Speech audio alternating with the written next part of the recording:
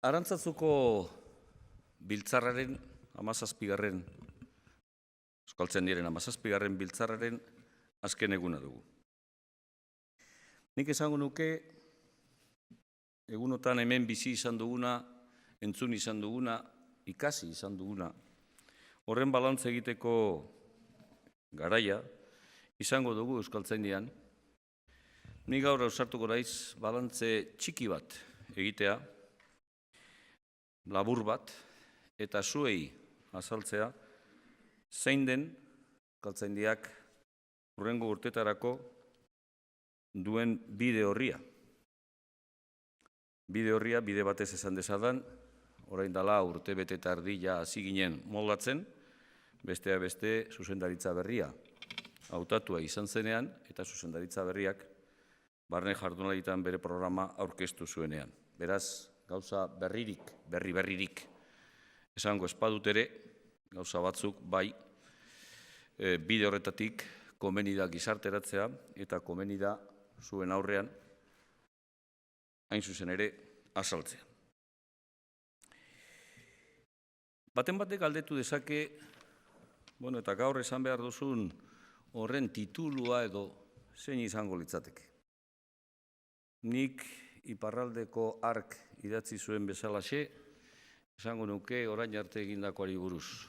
Eta jarraian egin behar dugunari buruz, titulurik laburrena eta esanguratsuena dela, obrak mintzo. Horretara gatoz, horretan ari gara. Eta gaur, esan dudan bezalaxe, balantze txiki eta labur hori egiteko orduan, hemen, gela hauetan entzun duguna entzun da gero, esango nukenik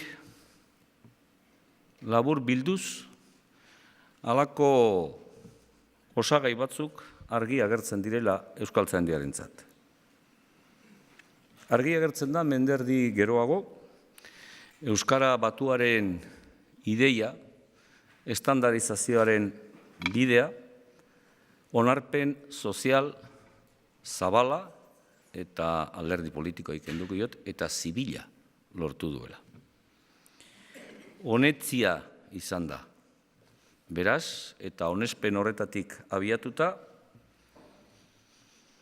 gure helburua dela atzo Patxi Zabaletak esan zuen bezalaxe, behar bada hemendik urte batzuetara Euskara batuaz hitz egitea baino, Euskaraz hitz egitea. Horrek, atzo Patxik esan zuenean, sekulako pisua dauka, sekulako esan nahia dauka, eta horrek, azken baten, ekarriko digu estandarizazioaren ikuspegitik eta normatibizazioaren ikuspegitik normalkuntzaren bestelako zantzua edo bestelako aria. Hirugarrena esango nukenik, Euskara batua, eta hemen entzun duguna behin eta berriro errepikatuz, Euskara batua ondo uztartu behar dela tokian tokiko euskarekin. Ze esan nahi du horrek? Horrek esan nahi du Euskaltzaindiak estandarizazioa utziko duela Euskara batuarena eta buru belarri jarriko dela tokiko hizkuntzak eta tokiko euskarak estandarizatzen? Ez. Argi izan behar dut, ez. Horrek esan nahi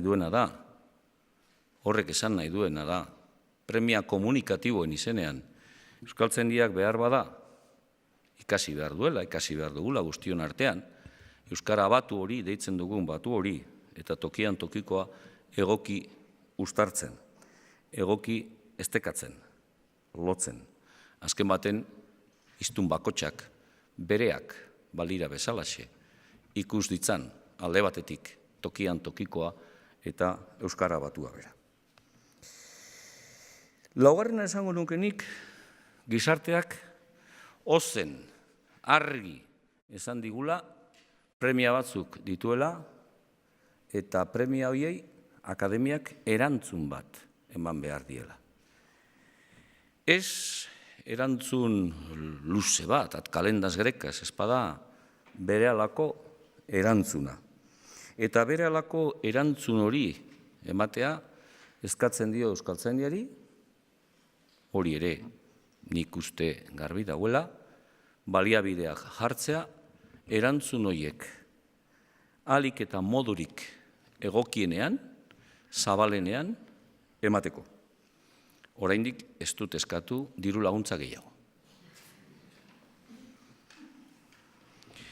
Beraz, bide horretatik goaz eta 50 urte geroago, eredua finkaturik dagoen neurrian, badira gauza batzuk oraindik landu beharrekoak, esango nukenik guztion artean, berriz diot, ez bakarrik euskaltzaindiak, egin dugun euskara batu hau, baliagarri, onuragarri eta probetxagarri izan zaiola gure gizarteari. Seguru asko, kongresu edo biltzar honen kontua eta tituluak arantzazutik mundu zabalera, askorengan igurikimen bereziak sortu ditu. Igurikimenak ondo daude, ekimenak guretzat asko zobe. Hau da, ekimenetan gauzatu nahi dugu. Eta horretarako jakina, hizkuntza politika hortxe dago, eta hizkuntza politikaren ikuspegitik corpus planning delako horretan hor gaude. Hor gaude, eta berriro ere esan dezadan, egunotan esan dudan bezalaxe, hor gaude, Iker eta Jagon. Ulertzen dugulako, corpus planning, hizkuntzari buruzko hain zuzen ere lana, bitarikoa dela. Eta estatusa landu gabe, korpus lantzea alferrik izan daitekela. Beraz, Iker Jagon, korpus estatus bikote horretan jarraituko dugu lanean. Jarraituko dugu lanean, jakinik, hain zuzen ere, estatusen aldetik gure lana zein den, eta gure lana askoz gehiago da biltze, foro, horlako sentsibilidade desberdinak batzen dituena, eta gero, proiektatzen dituena, bestelako ekimenetan, bestelako aurrerakuntzetan, eta bestelako errealitatetan.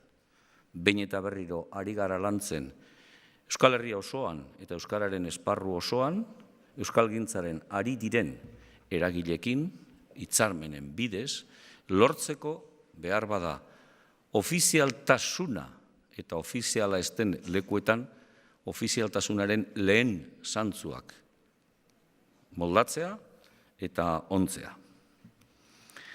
Bitasun horretan, uste dugu guk, hizkuntza bera euskara hor dagoela, eta esango nukenik, kristal beraren bi aldeak, edo moneta txamponaren bi aldeak direla, eta batzen dutela euskararen mundu horretako kaleidoskopioa.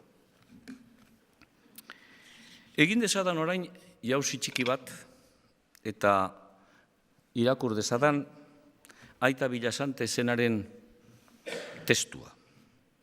1978 urtean, Euskaltzaindiak bere urrezko estaiak ospatu zituen. Hori dela eta Arestik eskatu zuen batasunaren auzia erabakitzeko, eta hori egiteko biltzar bat, berariaz gai honi eskenia, egin zezala. Euskaltzaindiaren aginduz txostenak eskatu ziren, eta Mitxelenari egotzi zitzaion batasunaren aurreasmo orokor bat taxutzeko agindua. Guztio dakiten bezalaxe, biltzarura arantzazun egin zen.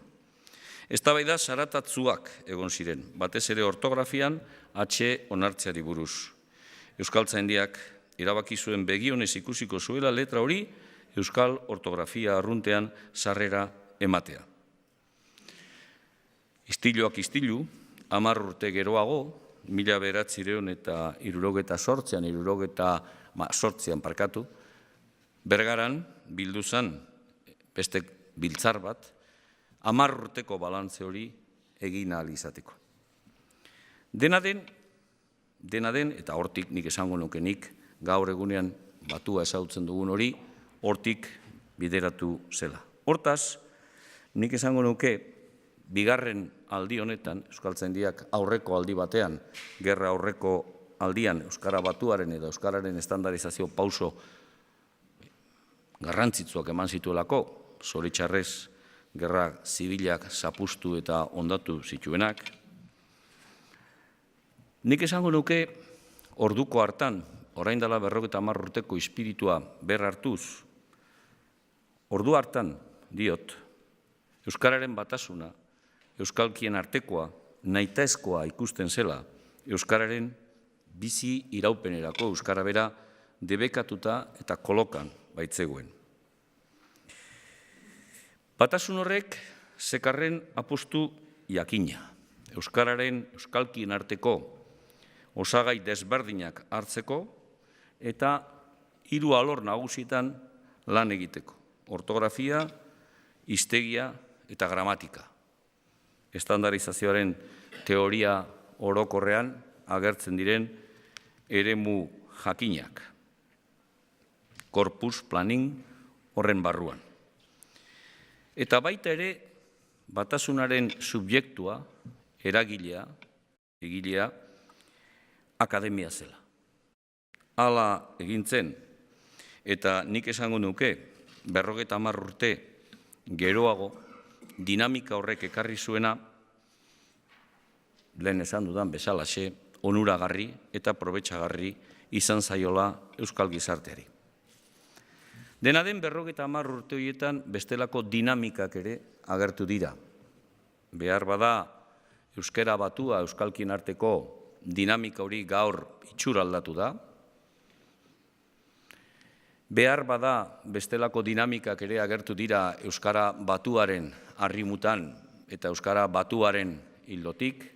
Hor daude, egunero erabiltzen ditugun hainbat lekutan edo hainbat alorretan hizkera espezializatuak, eta hor sekulako lana egin behar izan da euskara batua oinarri geneukala terminologia zentroetan, administrazioan, komunikabietan, unibertsitatetan, eta nik esango nuke baita ere, atzo entzun genuena entzun da gero lanbidetan. Beraz, egoera aldatu egin da, nik esango nuke zorionez onera etorri dela. Onera etorri dela, baina oraindik ere argi ilunak eta ongaitzak badituela. Ezaguna da, eta berriz diot, hemen, gela hauetan egunero agertu da, berriro ere, joven aurregiarrak egindako eskema, estandarizazioaren ikuspegitik, hautaketa, kodeketa, implementazioa, elaborazioa. Nik esango nuke gaur, bide horri horretatik abiatuta, hautaketaren ikuspegitik, euskararentzako hautatu zen eredu konposizionala, hau da euskalkien artekoa, ondo joan dela, eta bide horretatik jarraituko duela Euskaltzaindiak. Froga da azken baten gure hiztegia, gure Euskaltzaindiaren hiztegia. Lehengo gurean Baionan entzun genuen bezalaxe gainera, Tournier Lafitte hiztegitik lehenengo 10 hitza 9 Euskaltzaindiaren hiztegian daude. Zer proba gehiago nahi duzue? Hain zuzen ere, iparraldeko batek hala esan da. Beraz, modelu edo eredua hortik doa. Horrek ez du kentzen, eta argi esan behar dut baita ere, dialektologia landuko ez dugunik. Ari gara atlas egiten, eta guretzat hori zinezko oinarria, zimentarria da erabaki batzuk hartzeko. Kodeketaren aldetik, kodifikazioaren aldetik, esango nukenik, hori da behar bada nabarmenena, ortografiari buruz, oinarrizko alegina eginda dauela, falta dira erabaki batzuk, eta batez ere esango nukenik, euskararentzako falta dela, eta hemen ere entzun dugu, eta Euskaltzaindiaren zuzendaritzak ere oso presente eta agerikoa dauka, ortotipografiari buruz jardutea. Eta uste dut, pausoak eman beharko ditugula bide horretatik. Sintaxiaren aldetik eginak izan dira, gramatika batzordean aldetik eglu direlakoak, eta pausoak ematen ari dira, eta espero dut mende horrenaren barruan, pauso horiek gizarteratu alizateko neurri handi batean, eta hortik aurrera ere abiatzea. Morfologiaren aldetik deklinabidea eta neurria handi batean, nik esango nuke hitzelkarketa eratorpena, lexiko irizpide, araua aldatu genuelako, gu geuk titulua emateko, eta hiztegian, nire ustez hiztegia behar bada, beste dimentsio batean, beste maila batean sartu dela azkeneko 2 urtetan, hemen Miriam Urkiak, ez dakita hemen dagoen, Miriam Urkiak azaldu zuen, eta, bide horretatik, gure hiztegia, euskaltzaindiaren hiztegia, euskara hiztegia, hiztegi arau emailea, eta arau hitza erabiltzen dut bere testuinguruan, bestelan baten batek esango du, hasi daia euskaltzainburua arau ez, mintzo, ez. Oraindik ez, gomendioak ere, bai ditugu. Hiztegiari buruz, nik esango nuke, gure erronka nagusiena dela euskaltzaindiaren hiztegia aberastea. Baina aberastea, osatzea, zeren bidez. Ez bakarrik hitz berriak, adiera berriak, eta abar sartuz hori beharrezkoa da. Ez bada horretarako erabiltzen ditugun oinarriak horrekin lotuz, atzo ikusi genuen bezalaxe, eta iturri berriak gehituz. Orain arte, diakroniaren ikuspegitik orotariko euskal hiztegia badugu ere, korpusaren ikuspegitik 20. mendeko korpusa eta baita ere lexikoaren behatokia, zer esanik ez, lehengo hiztegi batuaren oinarrituna, ikusteko nondik nora, baina uste dut, hiztegi etimologikoaren lehen emaitza, laster izango dugula, eskura eta jakina. Eskuratze horretatik aparte baita ere integratuko dugula gure webune horretan. Hemen dago Joseba Lakarra eta pentsatzen dut holan egin du, esan ez, ikusiko dugu.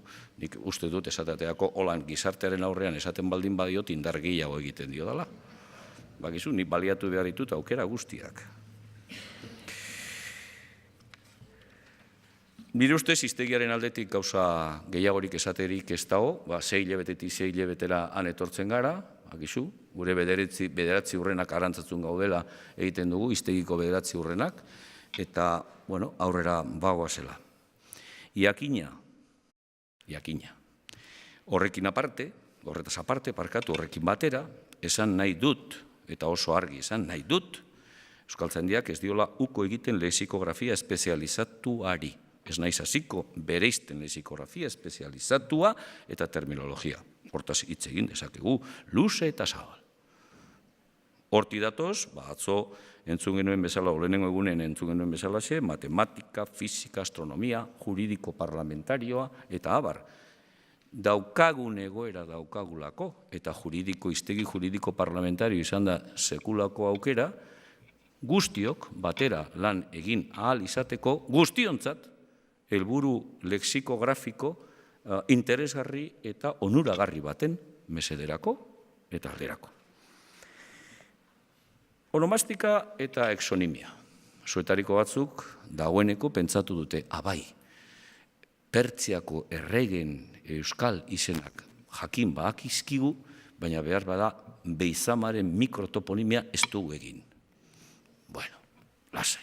Zan dut, bibiak egingo ditugu. Exonimiaren aldetik, nik uste hemen daude Alfonso eta Xavier, lana iaia agortu dugu. Uste dut, geratzen zaizkigula sateliteak edo olako bat izarrak edo, gauza txikiren bat. Baina, importantea, mundu zabalera goazelako, arantzatutik. Onomastikaren ikuspegitik, lan handia eginda, gu beti ulertu izan dugu estandarizazio prozesu horretan onomastika, bete-betean onomastika esaten dudan esan dut onomastika, antroponimia eta toponimia sartuta dagoela. Eta gaur, zuen aurrean, beste konpromiso bat hartu nahi dugu. Eta da, Euskaltzaindiak urte luzetan egin duena, datutegietan sartuko du, eta gainera jentearen eskuetan jarriko du.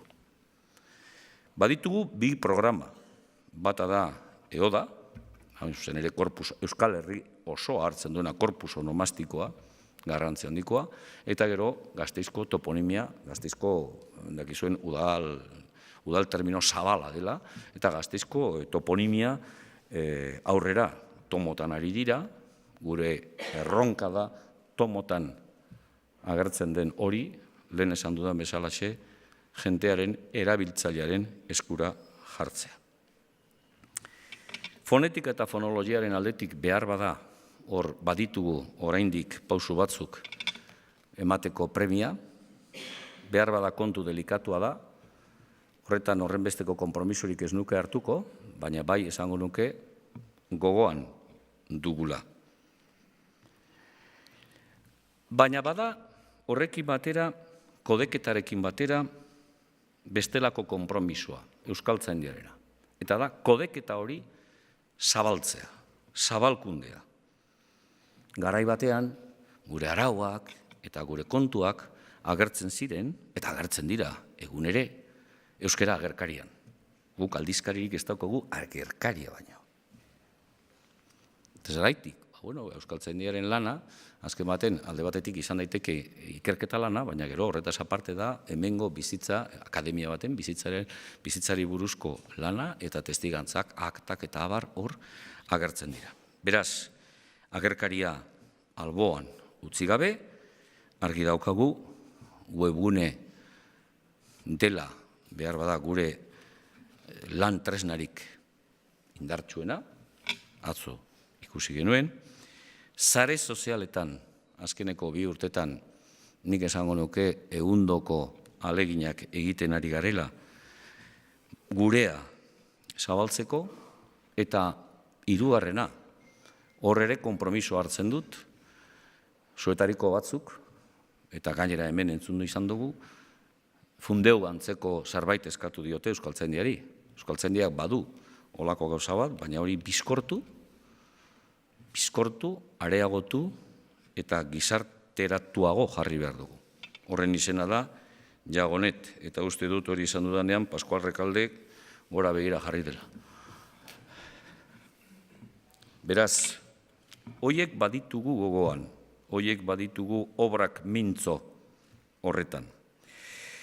Implementazioaren ikuspegitik, hauen teoriaren arabera, nire ustez lortu beharko genuke, eta hala esaten dut, eta gure aldetik gauzak argi daude, zuen aldetik, batez bere erantzukizun politikoak dituzuen aldetik, bada hor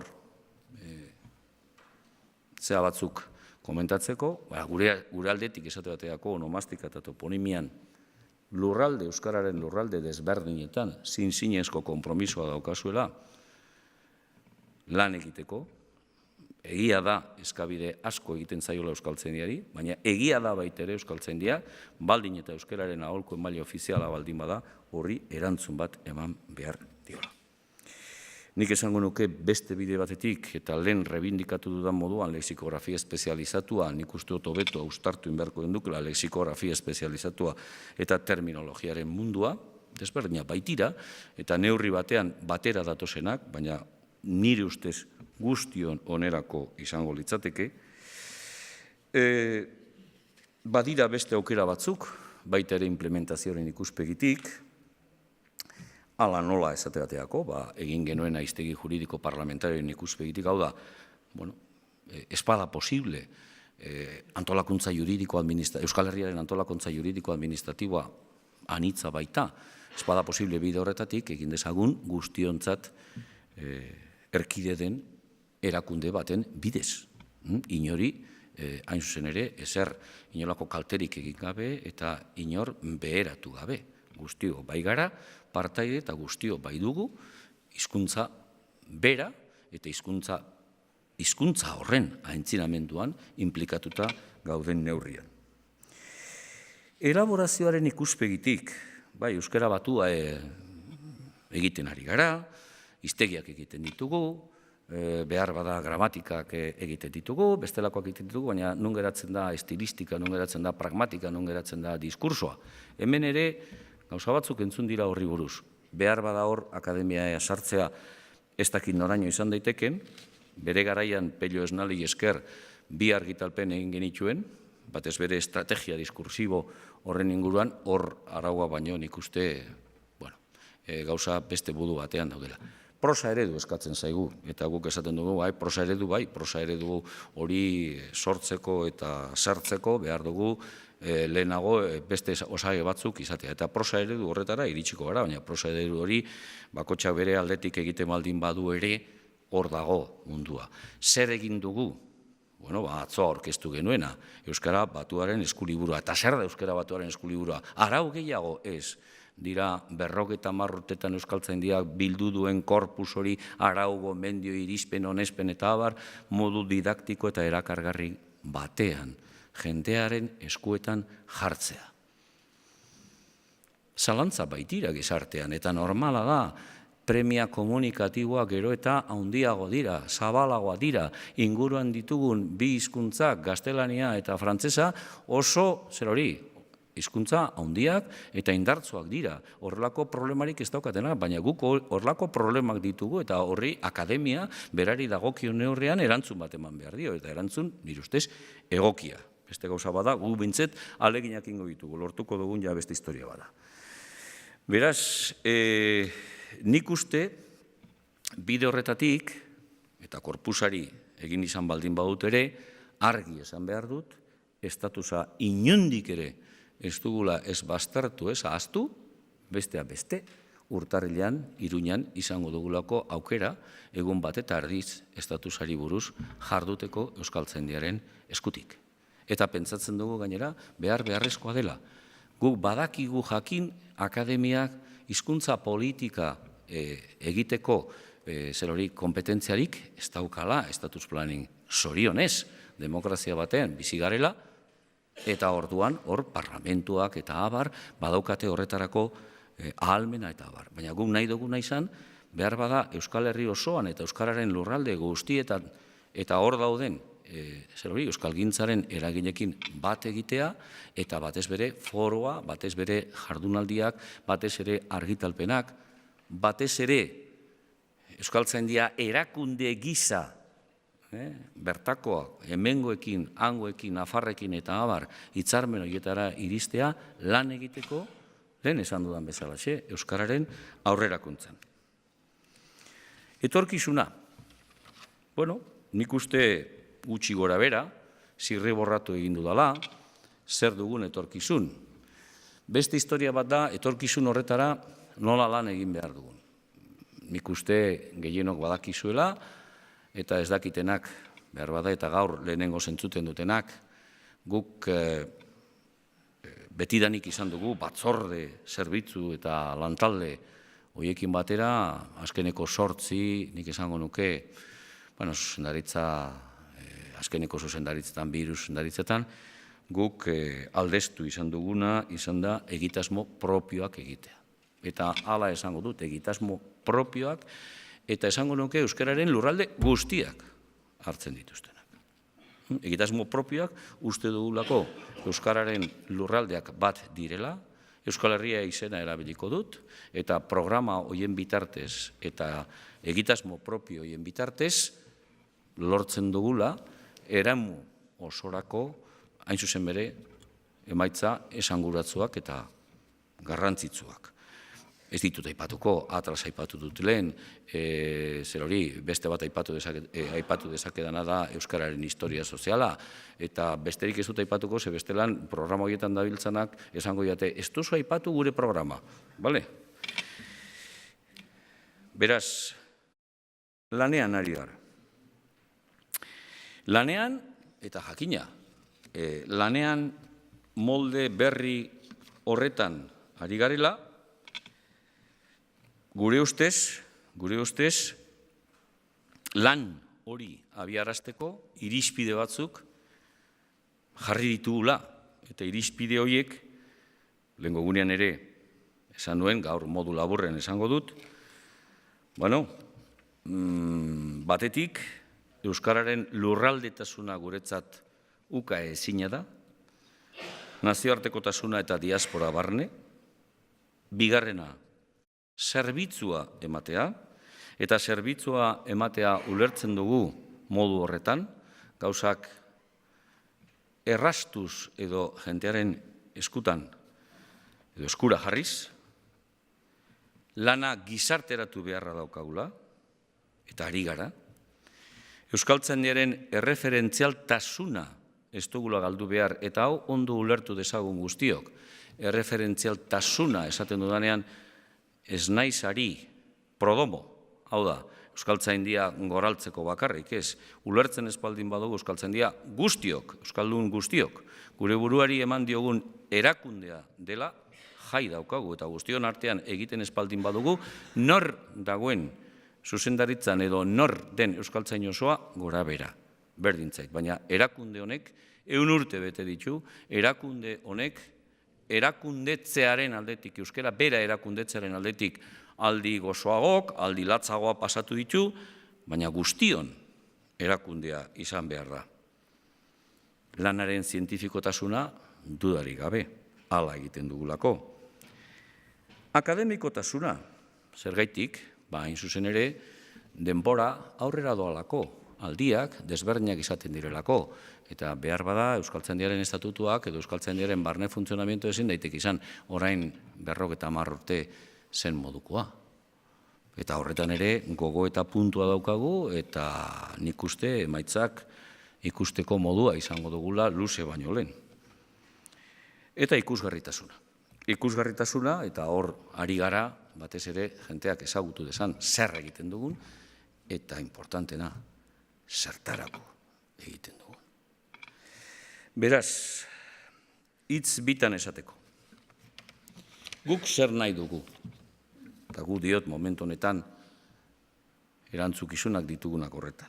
Nahi dugu akademia bizia, nahi dugu akademia irekia, nahi dugu akademia zerbitzu emailea, nor bere kerietan ibili beharrean lan kolektiboa egiten duena, Euskal Herriko gizarte zibila euskararen inguruan hain zuzen ere bilbatzen duena, eta horretarako erabili nahi dugu, eta argi esan dugu, hasieratik bertatik, erabili nahi dugu mendeurrena. Bukatu aintzin,